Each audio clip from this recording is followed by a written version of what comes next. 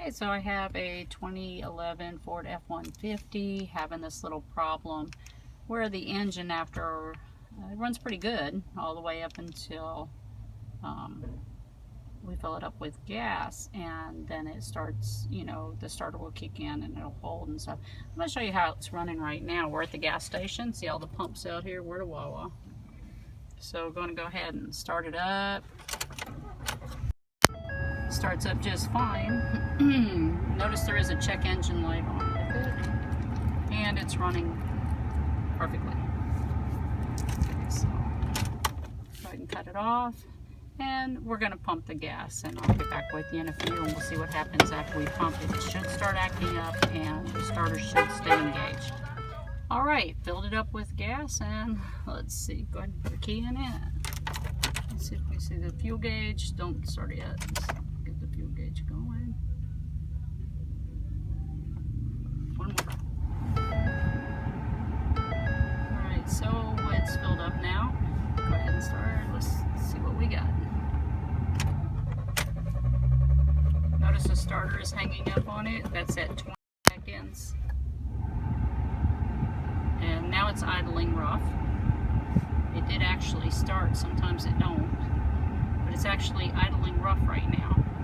And this is the problem that we've been having with it. I mean, it's sometimes it don't start for a long time, but that hang up there, with a little research, we realized that Ford has designed this vehicle to hold the starter into the flywheel, engage it for 20 seconds. So that's perfectly normal. Don't think it's your starter. So from here, we'll go ahead and do a little bit of testing. So as soon as we get back to the house, we'll be doing more testing. Okay, so here we are back at the house. Go ahead and start it up. It should start up just fine. Normally don't have a problem with it starting any other time than right after it's been fueled. Sounds good, started right up, didn't hang up at all with the starter. Of course, that 20-second thing that it does, and then sometimes it starts, sometimes it don't, right after fueling. Right now I have a check engine light on, so we'll pull out the OBD2 tester and I'll show you where to plug it in and how to use it. Okay, so I have out my OBD2 tester. This is what it looks like. You can go up to Advance, AutoZone, O'Reilly's, wherever you go.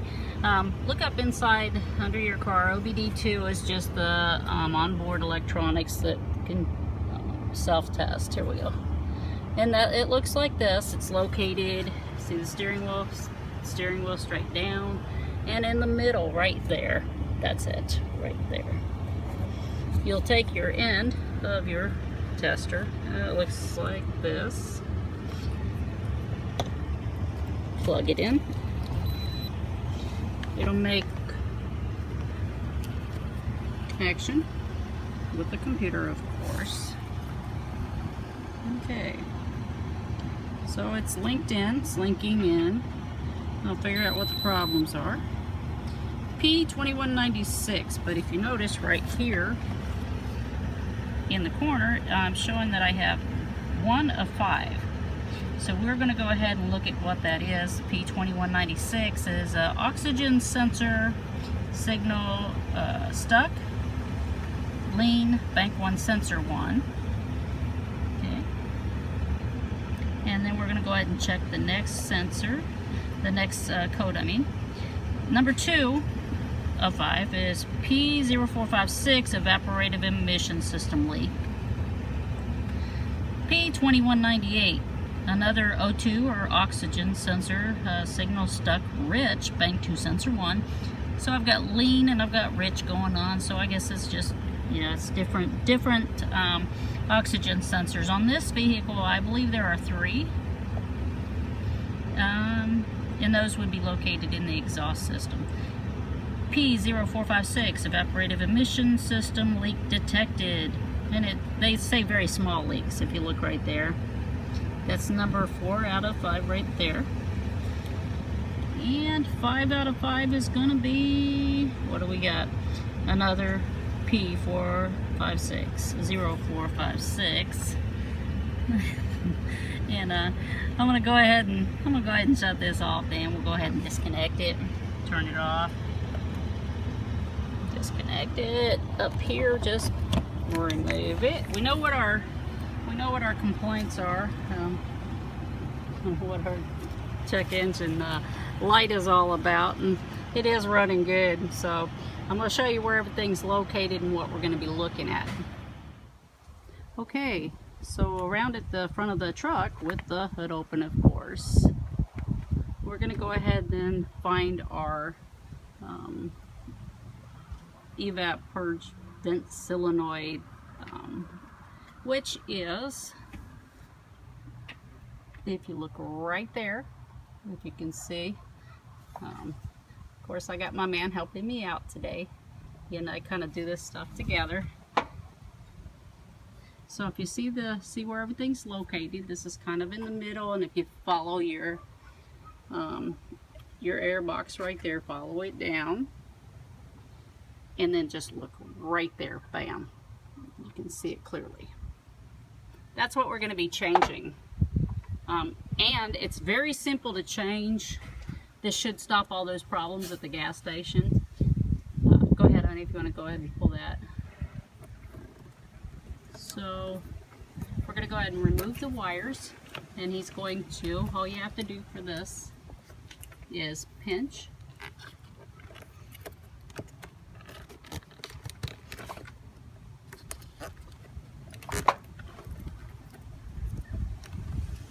Sometimes they're a little trickier.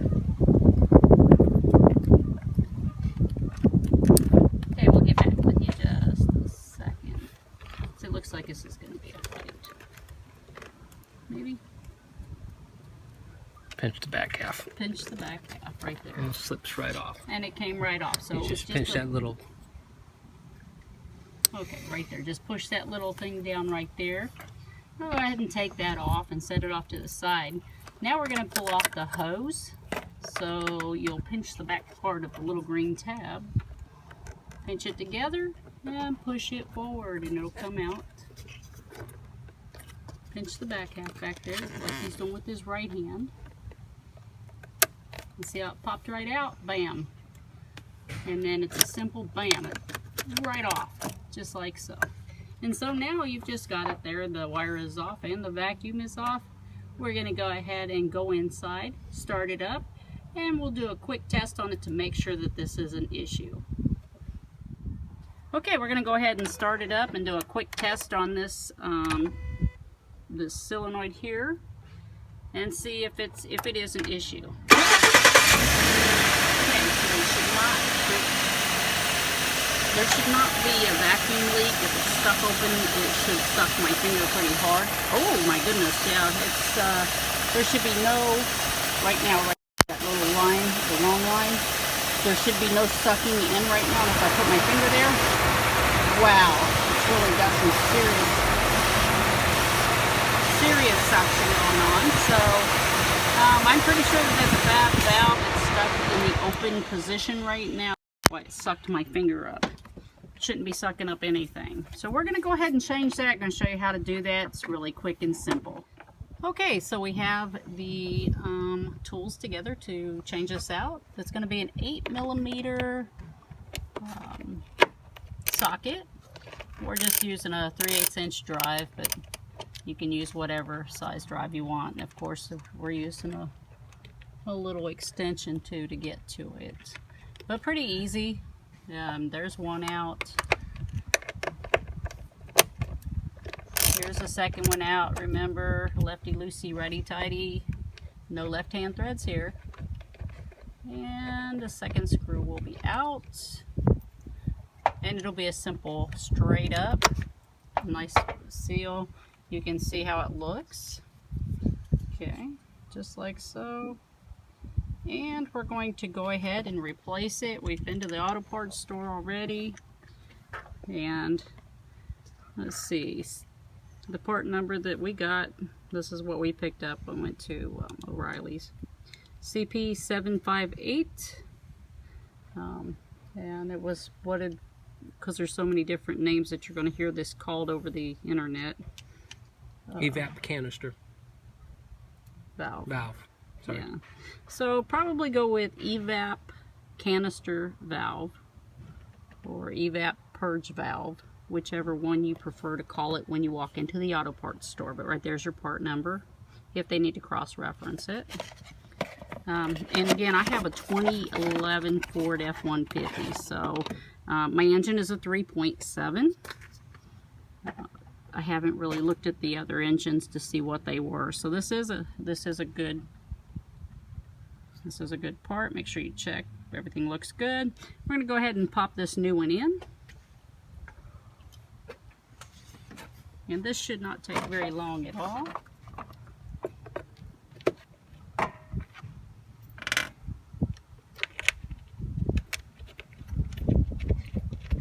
I'm wearing a dress today, so I don't really want to be bent over the engine.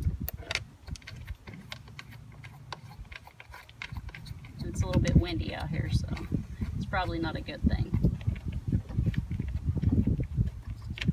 Not a problem, right, honey? So, I'm going to go ahead and screw that back down.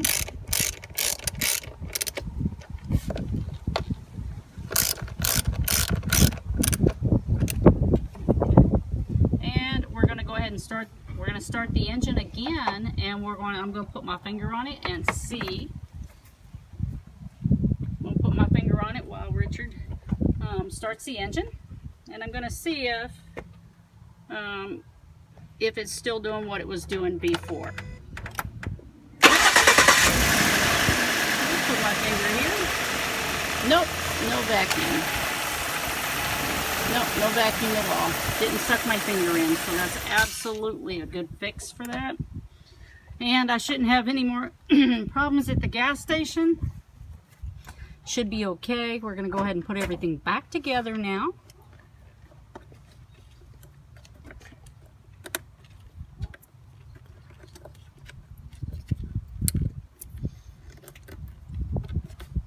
Alright, that was pretty quick, right? Simply just snap that on. We snapped the top one on, which is the wire, and then right below it with the green little clip, just slipped it on and pushed the clip back. Fairly easy, quick fix, right?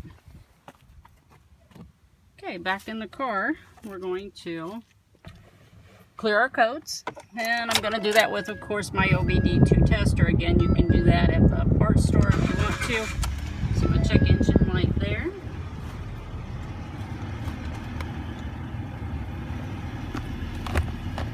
Okay, I'm going to plug it back in right here, just like we did before. And we're going to see the code, see what this says.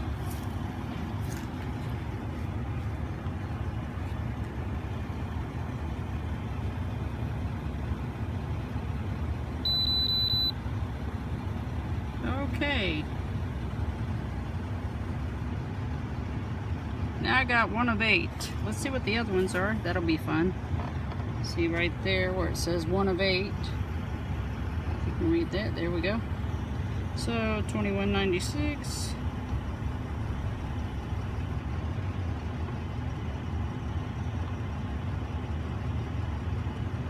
.443, of course.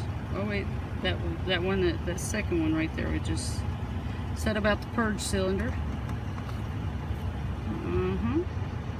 Same ones. There we go, evaporative purge control valve. So that's what it is right there, the evaporative emission system purge control valve circuit. So emission purge control valve. Now I'm going to bet that these other issues with the oxygen sensors and such is going to be an issue of this purge valve as well. So I'm going to go ahead and I'm going to clear my codes because I own the truck, right? Clear. So I just push this button right here, which is my eraser. This one right here just takes me through my codes. This one right here is my eraser, so I'm going to erase codes. It says erasing clears all codes, freeze frame data. So I'm going to select yes and enter. Erase was successful. So now it's linking back up.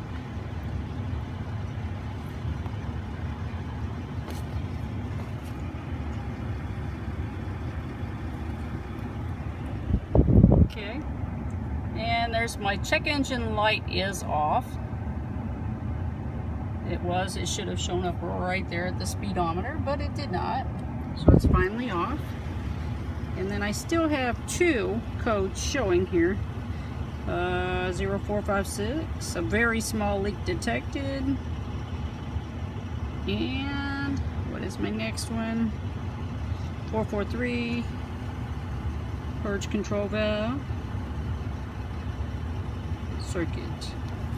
So we'll have to go back out there and double check everything. Let's make sure everything's hooked up right. Okay, so we did clear the codes and the check engine light is off. It's running really well. Sounds really good. Now I'm showing that I do have some other leaks. And quite honestly, I don't know if I maybe need to drive it around a little bit. That's going to be my next. Because this just says it's a very small leak. And this one says evaporator emission system purge control valve circuit. So there's probably a leak somewhere else in the circuit, or I'm going to do a smoke test on it. And the smoke test that I'm going to do on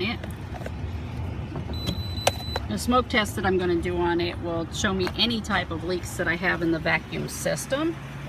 So I'll share that with you whenever I do it. That'll be another video for another day. Not too worried about the little leaks going on right now. She's purring like a kitten. I'm not real concerned with it, so I will do a smoke test on it here. I don't know, maybe next week, and I'll let you know how that comes out.